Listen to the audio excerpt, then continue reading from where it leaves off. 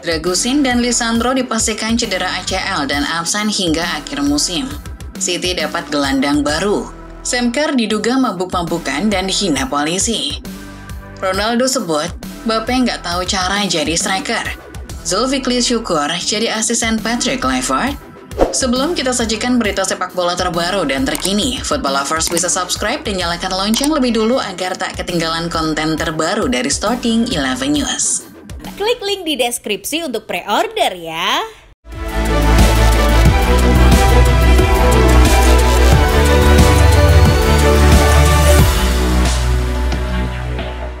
Lanjutan pertandingan Liga Inggris, Chelsea berhasil menang dramatis dari West Ham dengan skor 2-1. The Hammers unggul lebih dulu melalui gol Jarrod Bowen menit 42.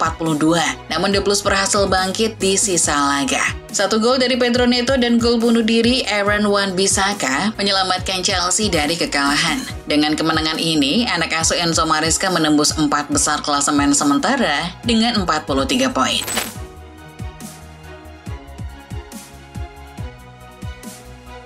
Dari La Liga, ada Girona yang juga menang tipis 2-1 dari Las Palmas. Gol Girona dicetak oleh Abel Ruiz menit 8 dan Yasser Asprilla menit 79.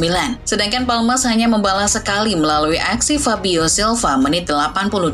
Tambahan 3 poin bikin Girona naik ke urutan 7 klasemen sementara.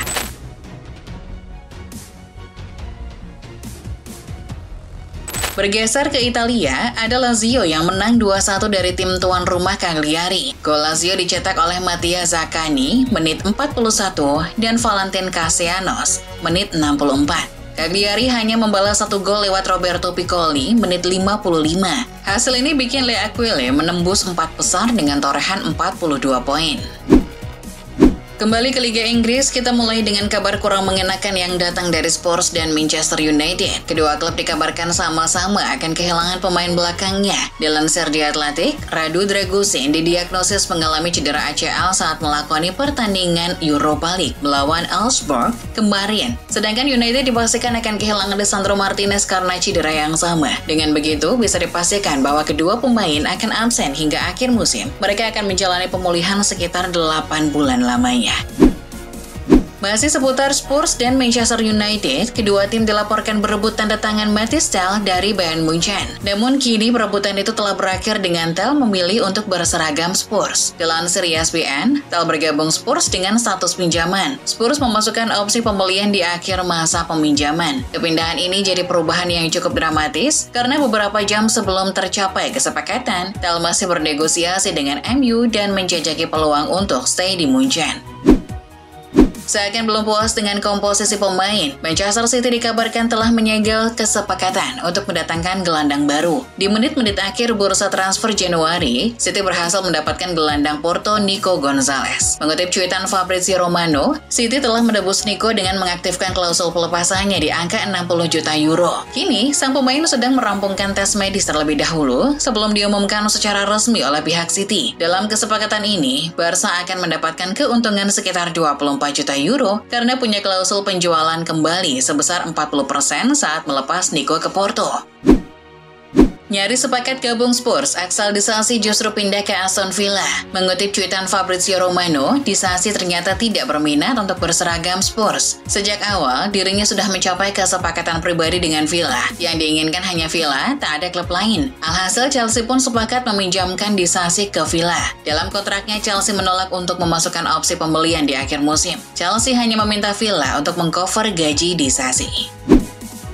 Masih berhubungan dengan Chelsea, tapi kali ini soal pemain bintang Chelsea wanita, Sam Kerr. Penyerang Chelsea wanita itu kini sedang berada dalam proses sidang akibat berkelakuan buruk. Dilansir Sky Sport, Kerr juga diduga menyebut seorang petugas polisi metropolitan bodoh dan berkulit putih setelah bertengkar dengan seorang sopir taksi. Bintang sepak bola Australia ini diadili atas tuduhan menyebabkan pelecehan rasial terhadap polisi bernama Stephen Lovell dalam insiden di London Barat Daya pada dini hari tanggal 30 Januari 2023. Menurut laporan pengadilan, saat itu Kerr sedang bersama kekasihnya, pulang dengan keadaan mabuk berat dan merusak kaca mobil taksi. Namun saat sopir taksi membawanya ke kantor polisi, Kerr justru meracau dan menghina para polisi yang bertugas. Proses persidangan pun masih berlanjut.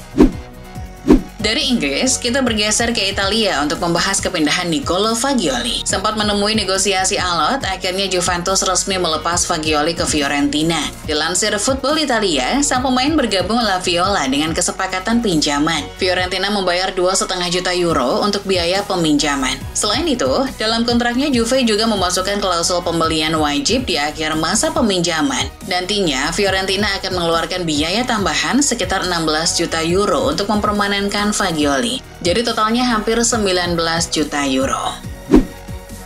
Bergeser ke AC Milan, klub yang bermarkas di San Siro itu akhirnya mendapatkan penyerang baru. Pemain tersebut adalah Joao Felix. Dilansir Sky Sport, Chelsea melepas Felix dengan status pinjaman ke AC Milan. Dalam kesepakatan ini, Chelsea akan menerima bayaran sebesar 5 juta pound dari Milan. Selain itu, klub Italia tersebut dikabarkan telah setuju untuk mengcover seluruh gaji pemain internasional Portugal tersebut selama sisa musim ini. Tak ada opsi pembelian karena Felix masih terikat kontrak berdurasi 6,5 tahun di Stamford Bridge. Italia sudah, kini kita akan membahas sepak bola Spanyol di mana ada Ansu Fati yang kabarnya menolak kesepakatan untuk hengkang dari Barcelona. Dilansir Football Espana, di menit-menit akhir bursa transfer Januari, Fati ditawari untuk mencari klub baru guna menyelamatkan menit bermainnya. Como jadi salah satu tim yang berminat untuk menampungnya. Namun pemain beragama Islam itu menolak. Ansu Fati ingin memperjuangkan masa depannya di tim utama Barcelona. Hansi Flick pun berharap Fati bisa membuktikan diri di sisa musim 2024-2025. Bergeser ke Real Madrid, Kylian Mbappe mulai bermain stabil di lini depan El Real. Namun hal itu belum cukup bagi mantan pemain Madrid, Cristiano Ronaldo. Mengutip Marca, Ronaldo yang diwawancarai Jose Pedrerol menyebut Mbappe tidak bisa dipaksakan untuk bermain sebagai striker tengah. Karena menurut Ronaldo, Mbappe tak tahu caranya menjadi seorang pemain nomor 9. Dirinya lebih baik bermain di sektor sayap. Di sisi lain, Ronaldo juga ikut gregetan dengan proses adaptasi Mbappe yang cenderung lamban. Jika saya di Real Madrid, saya akan mengajari Mbappe bermain sebagai pemain nomor 9, karena saya bukan penyerang. Saya terbiasa bermain sebagai penyerang, ujar Ronaldo. Masih soal Real Madrid, Federasi Sepak Bola Spanyol akhirnya memberi respon soal protes yang dilayangkan. Madrid mengirimkan surat yang berisi tentang kekecewaan terhadap kualitas wasit di La Liga. RFIF merespon dengan pernyataan yang cukup ofensif. Menurut Football Espana, RFIF mengeluarkan pernyataan keras kepada Florentino Perez. Pihak federasi merasa Perez dan Madrid telah merendahkan hasil kerja mereka. Kami memahami bahwa dalam pengembangan sepak bola profesional, mungkin ada perbedaan pendapat mengenai keputusan tertentu. Tapi kami percaya semua pihak akan bertindak dengan tanggung jawab dan rasa hormat yang dituntut oleh level tertinggi olahraga kami, tulis RFIF.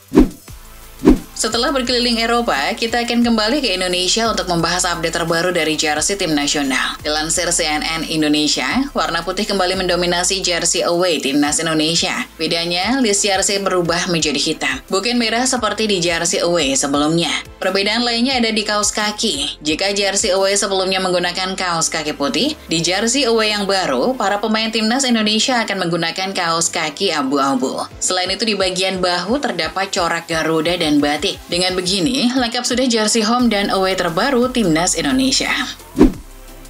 Masih soal Indonesia, tapi kali ini berbicara tentang pemain diaspora. Hampir 6 tahun berlalu, keinginan Navarro Four untuk membela timnas Indonesia belum padam. Ia berharap Patrick Kluivert bisa meliriknya. Dilansir TV One News, Four sebelumnya sudah ditawari kewarganegaraan Indonesia pada tahun 2019 silam. Namun Four mengabaikan pesan tersebut. Dirinya baru membukanya 2 tahun kemudian. Maka dari itu ia agak malu jika harus membalasnya saat itu juga. Jadi tak ada komunikasi yang baik antara Four dan PSSI. Namun ketika ditanyai oleh Yusa Nugraha, Four yang pernah berseragam Vitesse dan NC Cambuur ini menjawab bahwa membela timnas Indonesia masih menjadi salah satu mimpinya. Keluarga di Pulau K pasti akan bangga jika ia bisa berseragam merah putih. Legenda Indonesia sekaligus pelatih Persela Lamongan, Zulkifli Syukur, kabarnya masuk dalam jajaran calon asisten pelatih lokal Patrick Kluivert. Dilansir bola.net, Zulkifli baru mengikuti proses seleksi untuk menjadi tangan kanan Kluivert di timnas Indonesia. Ia bahkan diwawancarai langsung oleh pelatih berkebangsaan Belanda tersebut. Usai diinterview, Zulkifli mengunggah foto dengan Kluivert dan 3 asisten pelatih timnas Indonesia lainnya, yakni Alex Pastoor, Gerald van den Berg, dan Denny Lanza. Kabarnya, ini masih tahap seleksi, jadi Zulkifli bukan satu-satunya kandidat yang dipanggil wawancara. Masih seputar Manchester United, Marcus Rashford yang masih dipinjamkan ke Aston Villa kabarnya telah mendapat perhatian khusus dari pelatih timnas Inggris Thomas Tuchel. Menurut Mirror, meski terbuang dari skuad setan merah, Tuchel akan tetap memberikan kesempatan kepada Rashford untuk masuk skuadnya.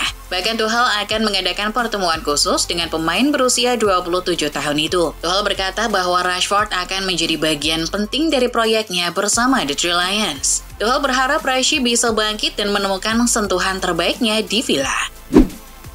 Setelah ditawarkan ke beberapa klub, Chelsea akhirnya menemukan tempat bernaung untuk Carney Chukwuemeka. Menurut cuitan Fabrizio Romano, Carney akan segera merampungkan kepindahannya ke Borussia Dortmund. Kedua belah pihak telah menyepakati segala persyaratan yang ada. Tes medis pun sudah dilakukan. Carney pindah dengan status pinjaman hingga akhir musim. Dortmund pun bersedia untuk mengover gaji Carney. Namun dalam kontraknya, Dortmund berhak mempermanenkannya dengan mahar 40 juta pound di musim panas nanti.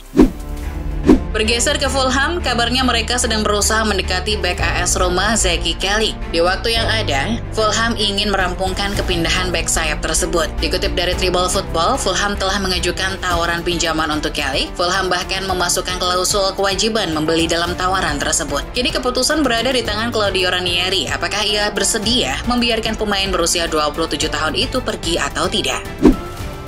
Bergeser ke Serie A, ada Como yang kabarnya sedang berada di tahap final untuk merampungkan transfer Medgim Voivoda dari Torino. Dilansir Foot Italia, Voivoda sudah menerima pinangan Como. Kedatangan bek berpengalaman ini diharapkan dapat memperkuat lini belakang Como saat mereka memasuki fase krusial untuk bertahan di Serie A musim ini. Kemampuan Voivoda untuk bermain sebagai bek sayap atau gelandang bertahan dapat sangat berharga bagi fleksibilitas taktis Como.